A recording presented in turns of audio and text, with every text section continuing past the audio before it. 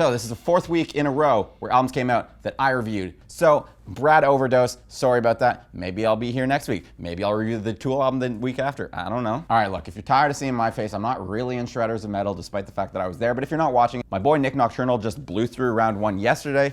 The semifinals started today. Speaking of Nick, I just did a massive collab video with him and J Hoff Films. It's a hilarious metal video. You should go watch that after you're done arguing in the comments of this super serious album review. Super serial.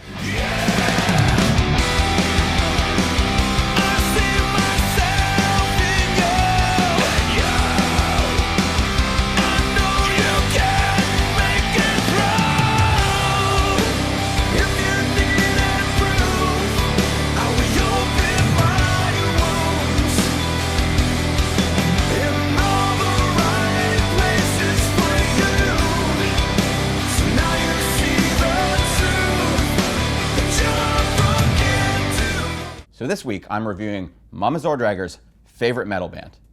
Seriously. Their new record, Atonement, is out today on Metal Blade Records. All right, so a bit more on Mama Z. Killswitch Engage played my hometown of Kitchener, Ontario, like a little bit over a decade ago. There was an article in the newspaper that called them the fun-loving screamers, and Nance just loved that. She just loved that they had fun and they had a positive message. So yeah, Nancy loves them. Okay, if you know less about Killswitch Engage than my mom, I'm gonna tell you a bit about their history now. Killswitch Engage formed in Massachusetts back in 1999 on the back of the disbandments of the bands Overcast and Aftershock, who are one of my personal favorite metalcore bands ever. They shortly thereafter released their self-titled EP, followed by the now legendary Alive or Just Breathing in 2002. They did the unthinkable when they managed to replace vocalist Jesse Leach shortly after that album with Howard Jones, formerly of Blood Has Been Shed, whose drummer Justin Foley joined shortly thereafter. Those two dudes made their debut on 2004's The End of Heartache. 2 albums followed, the stellar As Daylight Dies and the subpar not so great second self-titled album, and then Howard left the band and they were like, getting a new vocalist. Haha, no, Jesse's back in the band. I loved his first album back, 2013's Disarm the Descent, but 2016's Incarnate kinda left something to be desired. I'll talk about that more, but for now, I'm gonna talk about their new stuff and get to the review.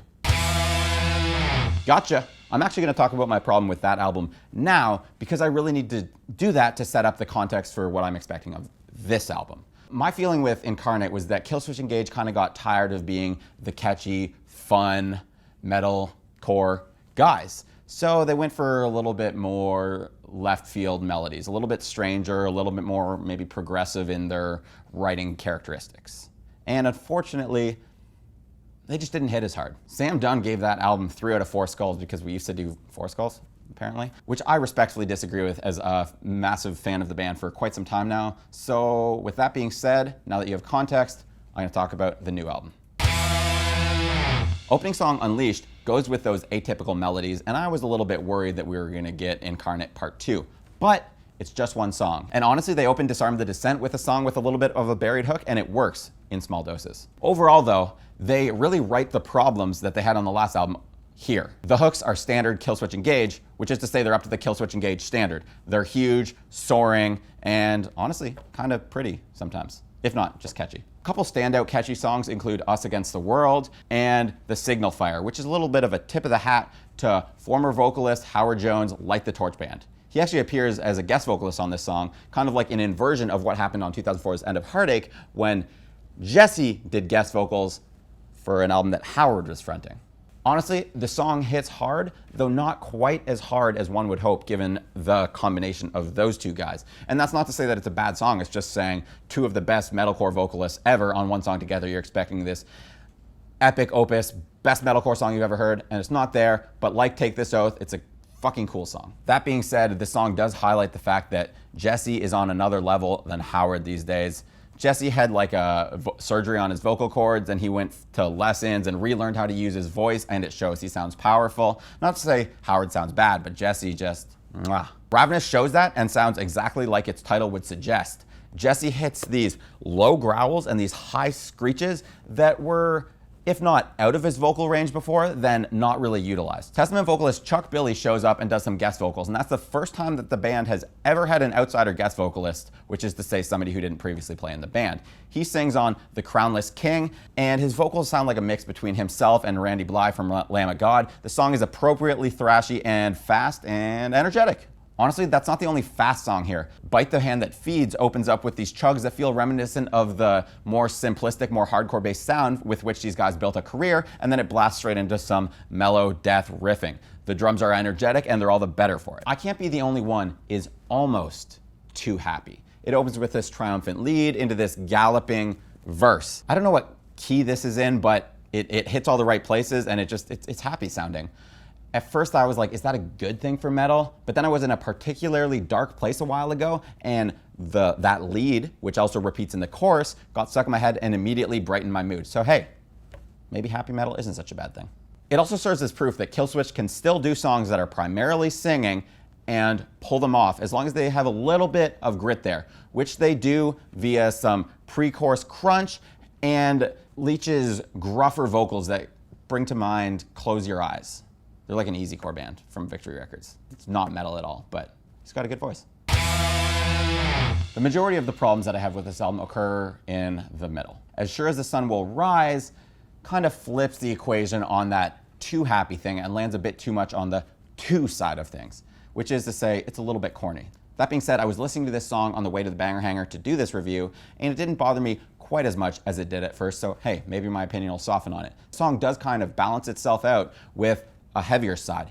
They blast their way into the chorus with some riffing that is akin to It Dies Today's song Freak, Gasoline, Fight, Accident. And if you're not aware of that band, you like metalcore, you need to go listen to them right now. So while this is definitely a high point of the weak points, it's still a bone worth picking, still something that I feel I should bring up and tell you guys. Know Your Enemy has a similar identity crisis where parts of it sound like early Killswitch Engage and then other parts sound like Pantera, a little bit southern, and it just kind of throws the overall vibe off. The two softer songs on the album also leave something to be desired. Take Control doesn't really feel like it's in control of anything, it just feels kind of wishy-washy, it's like a power ballad. Though slightly better, I Am Broken 2 also falls short.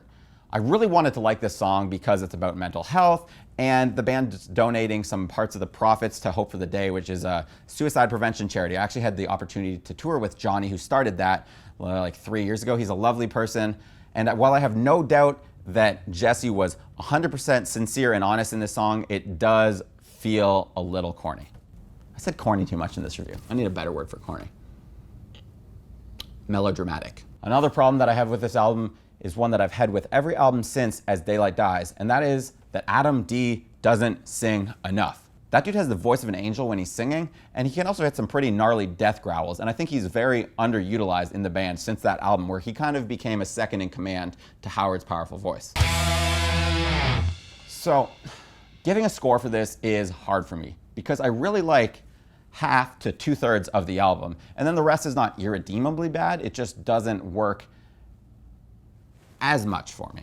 I didn't love all the songs, and some of the growth that the band did, particularly bringing in a guest vocal outside of the band, was great. And honestly, the fact that they're able to put out an album this deep in their career and add a few key hits to their set list, that's all you really want from a band at this point. Unfortunately, I'm not really down with the quieter songs, which is weird because I am usually into those Killswitch Engage numbers. Speaking of numbers, again, it's very difficult for me to assign a score to this, to one of the first bands that I ever really loved. That becomes increasingly difficult when you consider the fact that people seem to think anything under a 4 out of 5 is like an insult. No, a 3.5 is pretty damn good. So is a 3 out of 5.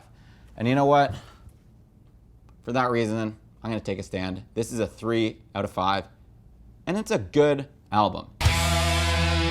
Oh, I gotta say shoutout time, shoutout time. Shoutout time. Shoutout time. First up, we've got Devourment and their album Obscene Majesty, out now on Relapse Records. Yep, the Slam Death Metal Kings are back, and they've got Ruben Rosas on vocals again and Brad Fincher on drums, which is a pairing that hasn't been heard since their classic Molesting the Decapitated album. The sound is a little bit of a return to form to that, while the lyrics are evolved, a little bit more socially aware. I actually interviewed the band about that for a piece that's going to be on Kerrang. I don't know when it's going up, but if you follow me on Instagram or Twitter, I'll post about it when it goes up. It's going to be an interesting article. Next up, we've got Cerebral Rot and their album Odious Descent into Decay, out on 20 Buck Spin, who are alongside Maggot Stomp, basically the preeminent death metal label of this year. These guys have a song called Primordial Soup of Radioactive Sewage, and honestly, this album basically sounds like you're trying to walk through that kind of viscous, sludgy swamp, which is to say that it sounds like Stockholm Swedish death metal bands pressing their demos, not when they got polished, their demos, onto 45 RPM vinyl, then playing it at 33 RPM so it's slow and sluggish and crushing, kind of like Autopsy. And hey, apparently these guys like to sing about poop as well. So does Aborted though, so hey, poop is metal. And last, we've got some Canadians, Unburnt and their Arcane Evolution EP, which they put out themselves independently. Press release said that this was gonna sound like fucking Black Dahlia Murder and Veil of Maya, to which I was like, wow, this is just another press release that makes no fucking sense. But strangely enough, I can hear it. It actually does kind of sound like both of those. But yeah, honestly, if you like the Overkill Global tech death from Quebec, you'll like this band. You should check it out. All right, I'm done. See ya.